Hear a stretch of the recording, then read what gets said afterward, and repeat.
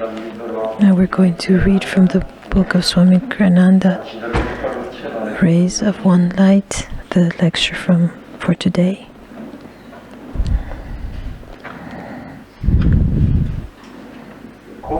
How devotees rise. Truth is one and eternal. Realize oneness with it in your deathless self within. The following commentary is based on the teachings of Paramahansa Yogananda. Last week, we asked the question, why do devotees fall? And we considered the downfall of Judas in this context. Jesus, in answer to Judas' criticism for allowing Mary to rub his feet with spikenard, a very costly ointment, said, "The poor always ye have with you, but me ye have not always." Jesus is saying that there is no supreme injustice that needs eradication. Poverty, yes, but not of a material kind. Poverty in a spiritual sense. Divine blessings are not common in this world. They are extraordinary. When they come, we should give them priority above every other consideration. Never allow a moment of inner joy, for instance, to be set aside for lesser duties. Divine attunement is our highest priority. As Lahiri Mahashaya, the guru of Yogananda's guru, said, to listen the heart's inner sound, Om, which issues from the very center of our being, is man's highest duty. Mary was not, at that moment, communing with the Masters inwardly. She was serving him outwardly, but in a spirit very different from the restlessness fuzzing of which Jesus had reprimanded her sister Martha. Those who see a radical difference between the paths of action and meditation should understand this distinction. To serve the night spirit is necessary, for only thereby can be overcome our karmic tendencies towards restless activity.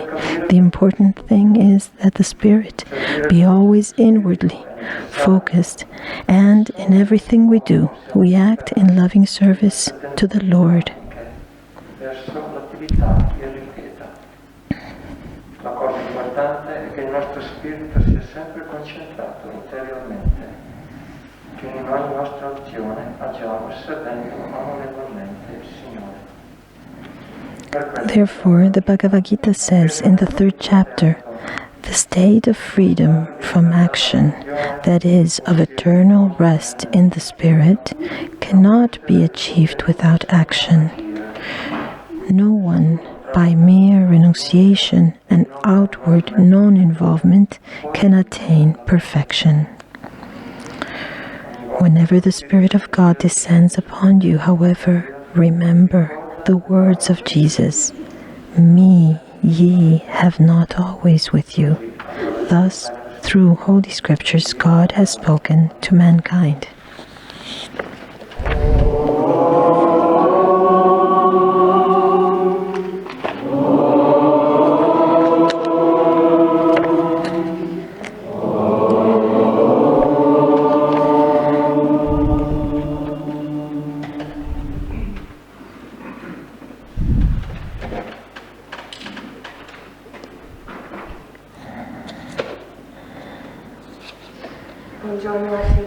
Hello to everyone. I have a very nice announcement that I will say in English, that today, for the first time, the people that are following us from home can also listen the translation in English. They can just click on the icon that is on your computer. Us from home in English now have the option to hear the actual English translation as we do our ceremony. And you can find this by just clicking on the little camera icon in the lower right-hand corner.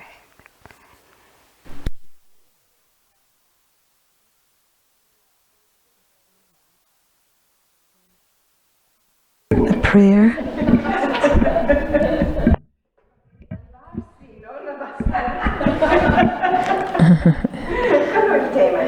The theme is to go up, not down.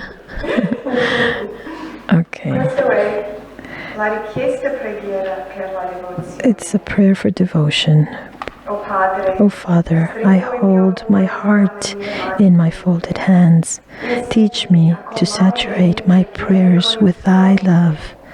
Give me the simple, sincere devotion toward Thee of a child.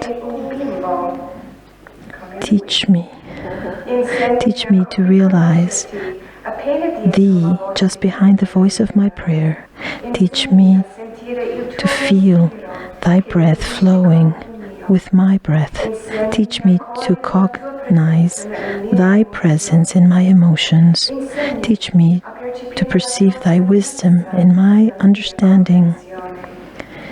Teach me to sense Thy all-pervading life in my life. Oh, flood my senses with Thy light.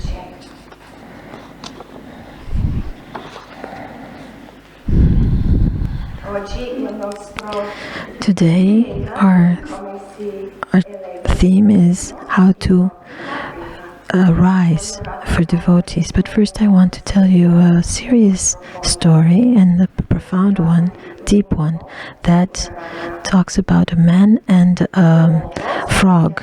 This man is walking in the middle of nature, and he listens close to his feet a small voice that says, "Help me, please help me." And he looks down and he sees a small frog. He takes it in his hand, and the frog says, "Listen, I am really a very beautiful princess, and if you kiss me, I will become again the princess, and I will marry you. And then you can become a prince as well. And when my dad will not be in life, then we will have the reign." And he thinks, and he takes the frog and puts her in his pocket.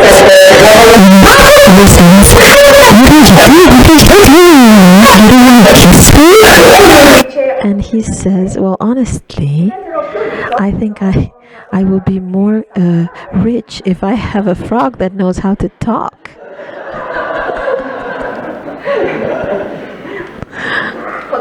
So I could say that this has a very deep message, that even if we think that we are frogs, but we really are princes and princesses. But to say the truth, I just wanted to tell this story because of the joy that it produces. So, as we've listened in the lecture, the message from last week was why devotees fall, and it talks about Judah. And many, many years ago, I had the opportunity to talk about that theme. Today, now I've gone to a different level. Now I have the opportunity to talk about how we can rise.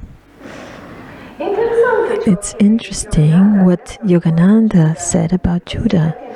And if you are interested, you can read the 24th chapter of the Promise of Immortality. It could be even 21. The important thing for me now is that Yogananda said that he knew Judah in India in a different reincarnation, obviously. And in that incarnation, Judah had been liberated with the help of Ramakrishna. And this gives us so much esperanza. If a person that has done such a bad sin of doing what he did to his master, and he managed to arrive to a liberation, then we can all think that we will be able to arrive to liberation. Obviously, falling is inevitable while we are trapped in ego, in the illusion that we are limited in this body, in this personality. If we think that our emotional reactions are what we are identified with them, what can we do?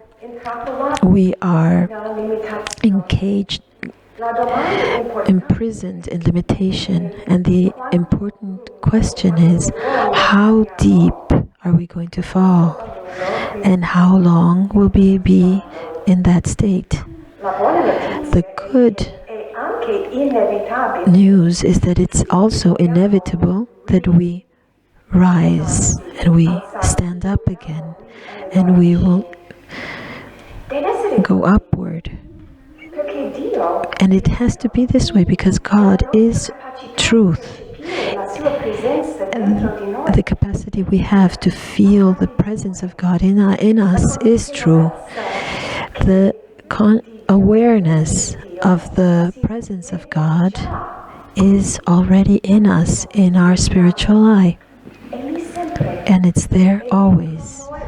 It is always with us, as it is in the same way with great masters. Not only it is present, but it works actively to elevate our energy, to elevate our awareness. It's the magnet of love. But there is also another magnet that is at the base of our spine, and this is Maya, the Kundalini, or Satan. This magnet says, no, I don't want to wake up. I want to stay here and sleep. I like being here, down here, and has the capacity to draw us downward, far from the presence of God. And the choice is in us. Which of these directions do we want to choose? The important thing is to remember what the truth is. We are not ego, the ego. We are not the emotions or limitations. We are the soul. We are spirit. We are Satchitananda, always new bliss, ever new bliss. This is what we are. So, the nature of the soul is to elevate, to go upward, to arrive to the top of the realization that we are already, because we are already one with God and with the infinity. So it's important and interesting for me the titles that Swami Kriyananda has chosen for these two chapters. The one of last week was, why do devotees fall? And the one of today is, how do devotees rise? This implicates that we can, it's implicit that we can do something and to cooperate and go and flow upward in the awareness. In the book, The Essence of the Bhagavad Gita, Swami Kriyananda transmits the words of Yogananda and gives us this image that our spiritual life can be compared to a balloon, a hot air balloon.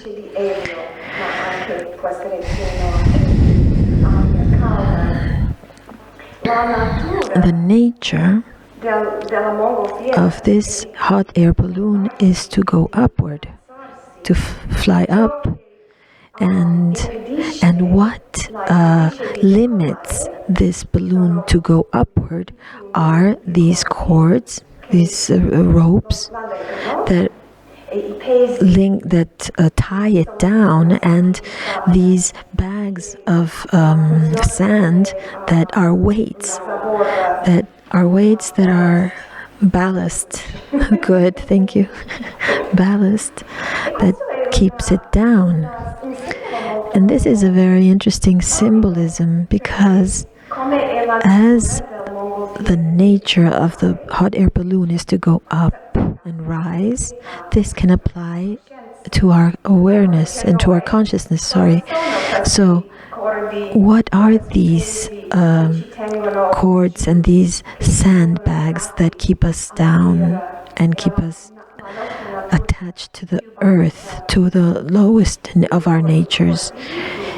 These ropes represent attachments that are born from our ego and are linked to all the things of this world, including our body.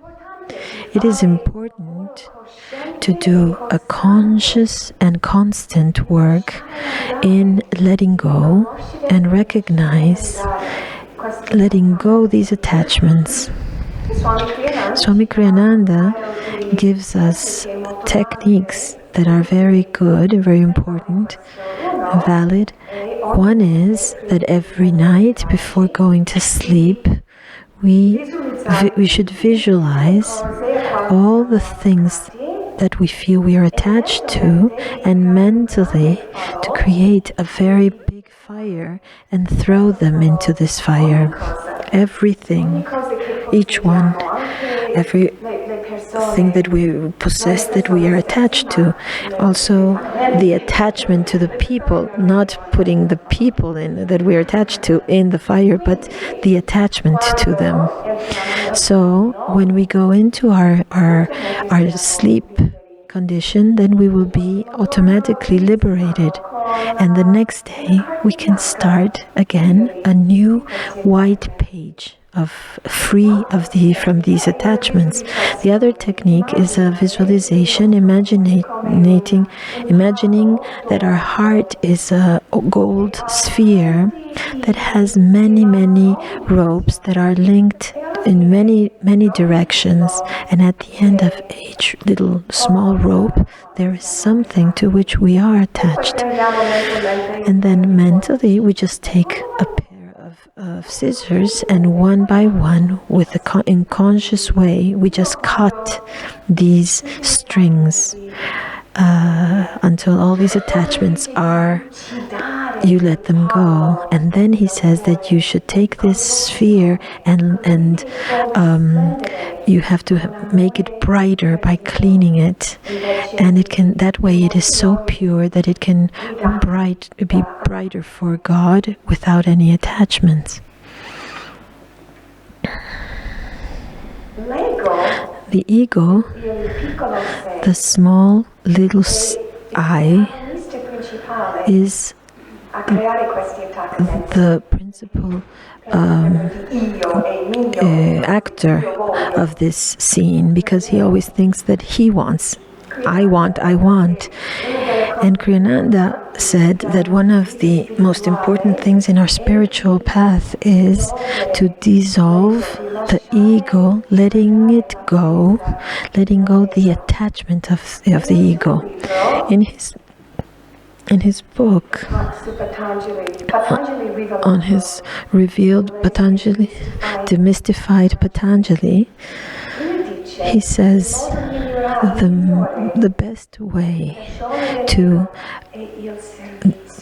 liberate the ego is service, altruistic service, the karma yoga, serving God and serving God in others.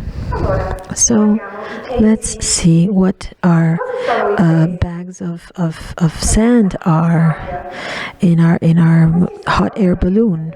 These are our karmic tendencies, attractions, things we like, things we don't like, likes and dislikes. And we have to admit that we do have sand and in many bags. All of us have them. These are the things that direct our energy downward to the base of our spine and outward towards things, towards the world, outside, exterior world. We have techniques that are incredible, galactic techniques to superate these and to change, to overcome these habits. Yogananda explained that these tendencies are like grooves in our subconscious mind. He says that are grooves that are really in the physical brain, and he gives us precise techniques to burn and to have these grooves disappear. They are in the book. Sorry, and they're taught in Sahaja's course of how to liberate from these grooves. It's part of the life therapy course as well, and there are other techniques that are very simple. And that is introspection, of watching and observing ourselves, our thoughts, our reactions, the things we do that are automatic. So this way we can recognize them, what our habits are, and then to change them. The most important practice is the practice of affirmation. Substitute thoughts and negative attitudes with positive thoughts, as we did today with the affirmation on calmness. Swami Kriyananda discovered spontaneously the power of affirmation, positive affirmation, even before getting to know because when he was in college, he developed the habit of smoking, and when he wanted to stop this habit, it was very difficult for him. He would wake up in the morning and say, okay, today is the last day, I'm not smoking anymore. And then as he tells us, after the coffee and after lunch, it was very nice for him to have this cigarette, but mentally he never surrendered to this habit, and he always said to himself, I haven't yet been able to overcome this habit. And every night he would affirm this, and every night he would say, tomorrow I'm going to be better. And for many years, for a long time, this went on, until one day he felt that it was done, that there was no desire anymore. And to enforce this, when he fell asleep again that night, he repeated this, I'm free, this is done with. And from that moment, he never smoked again. This is a universal thing. It's not only because Yogananda tells us that it works. It does work because it's how the mechanism of our mind functions. So we go back to our hot air balloon. What has it rise? Do you know, at a physical level? Why is it? How does it work? It's because inside there is helium or hot air, and all the molecules are further apart from each other in relationship to the air that is there. So,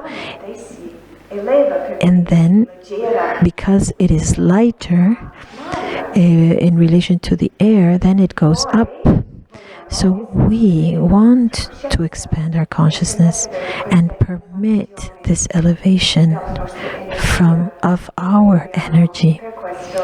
And this is why we have all the techniques of this path of Kriya Yoga, energization, Hong Sui, Om technique, Kriya Yoga. All these techniques work directly on our energy and on our awareness. Paramahansa Yogananda used to say that when he was in India, he met this great bhakti yogi, that for 20 years he had dedicated himself to devotion towards God. And Yogananda recognized that this man was ready to have a direct experience with God, but he hadn't been able to accomplish it. So Yogananda invited him to do Kriya Yoga, and he was not. He was afraid of not being loyal to his path, and so Yogananda said, "Look, you are like a man in a room that for 20 years is trying to get out from the walls of this room, from the roof, from the floor. Kriya Yoga will demonstrate you where the door is." And so he took initiation, and in 1 week he managed to have experience of God. There are two important points here. One is obvious, that you needed the scientific practice of the Kriya to complete all of these years of devotion and to take him to the next and last step. But in a more subtle way, he was ready to experiment God in just 1 week of practicing Kriya, because he had dedicated all these years of cultivating devotion. As Yogananda said, Kriya Yoga plus the devotion, it works like mathematics.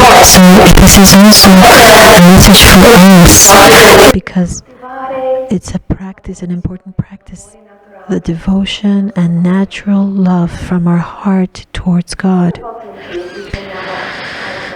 So coming back to the hot air balloon, there is an interesting physical phenomenon that one of these hot air balloons can just raise up to 1 point in the atmosphere, because the atmosphere becomes always lighter, and there is a moment where the molecules outside of the balloon are at the same distance as the ones that are inside, and so it won't go upward anymore. And this is an interesting symbolism for our spiritual path. With our practice, with our efforts, we can arrive to 1 point. And then what really takes us to the infinite is the grace of God. Yogananda said that the progress is 25% our efforts, 25% the help of the Guru, and 50% is God's grace. Kriyananda talks about this principle when he says in this reading, every time that the Spirit of God comes down to you, remember the words of Jesus. You don't have me always. So we should not we should not forget about this, because it's our efforts that draw this grace. When Yogananda talked about with his close disciples, he always talked about the importance of the synchronicity, being in tuned of their consciousness with his. This way we can draw towards us the help of the Guru by doing practicing what the techniques he has given us, by praying and asking for his help. We can really looking into his eyes in a picture of the Guru. His magnetism can come to us through his eyes, asking his help in everything we do. This way we in tune to his power, his magnetism, spiritual power, because God and Guru work in a very subtle way at a magnetic level. And many times we are not aware of this subtle activity.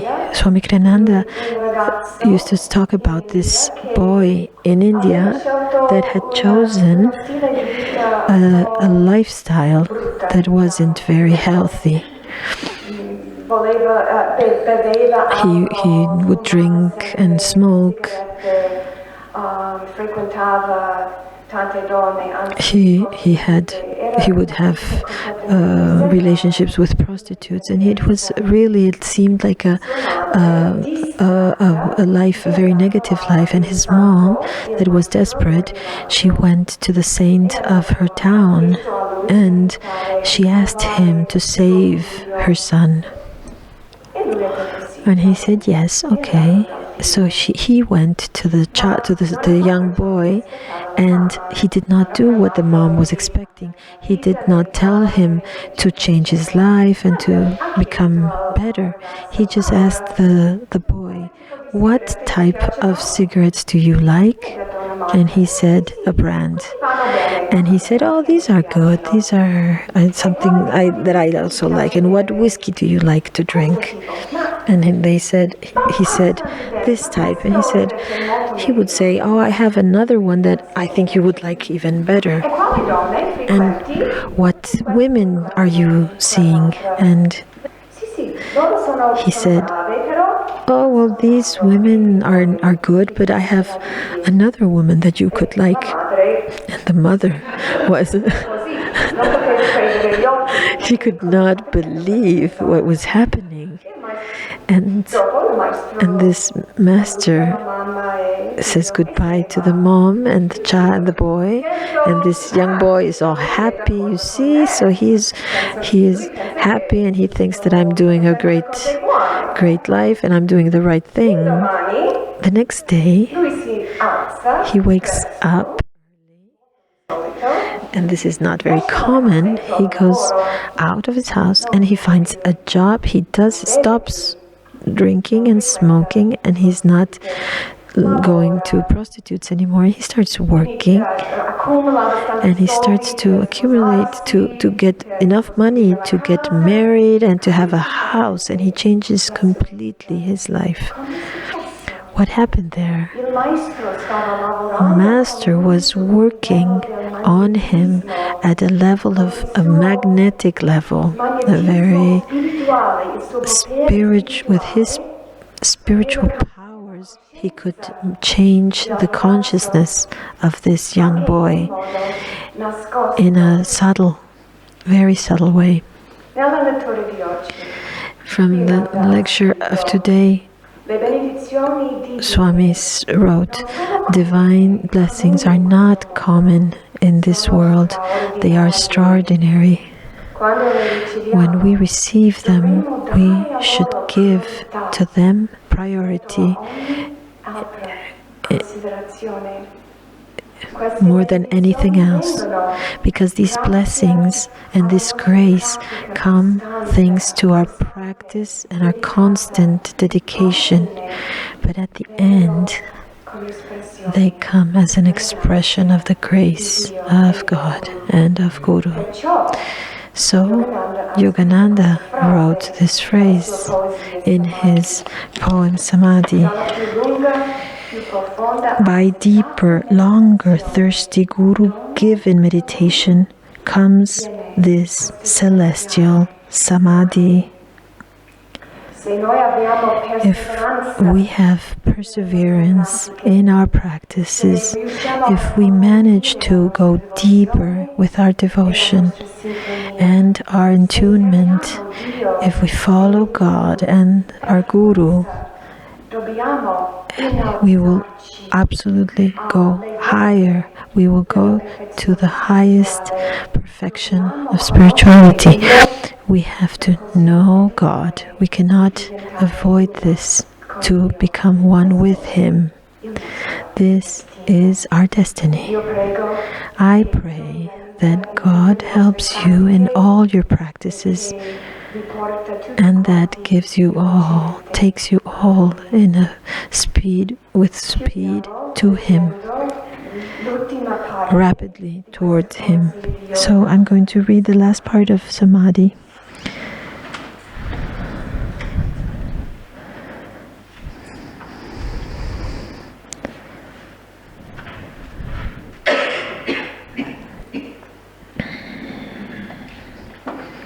The sparrow, each grain of sand, fall not without my sight. All space, like an iceberg, floats within my mental sea. Colossal container, I of all things made, by deeper, longer, thirsty Guru-given meditation comes this celestial samadhi. Mobile murmurs of atoms are heard. The dark earth, mountains, vales, low, molten liquid. Flowing seas change into vapor of nebulae. Om blows upon the vapors, opening wondrously their veils.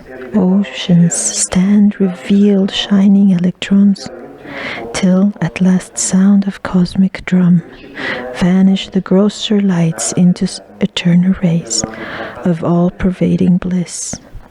From joy I came, for joy I live, in sacred joy I melt. Ocean of mind, I drink all creation's waves. 4 veils of solid liquid vapor light lift aright. Myself in everything enters in great myself, gone forever, fitful, flickering shadows of mortal memory, spotless in my mental sky, below, ahead, and high above. Eternity and I, one united ray, a tiny bubble of laughter. I am become the sea of mirth itself.